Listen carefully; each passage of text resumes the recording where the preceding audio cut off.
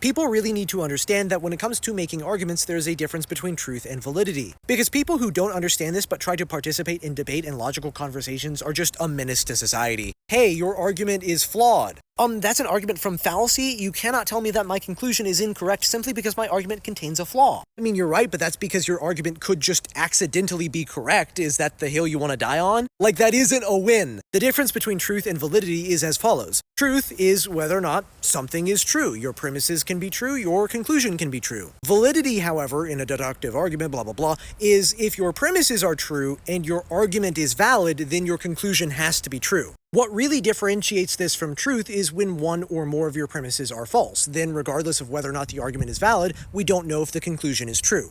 All A's are B's, all B's are C's, therefore all A's are C's is a valid argument structure. However, for example, all living people are men, false premise. All men have to breathe, true premise.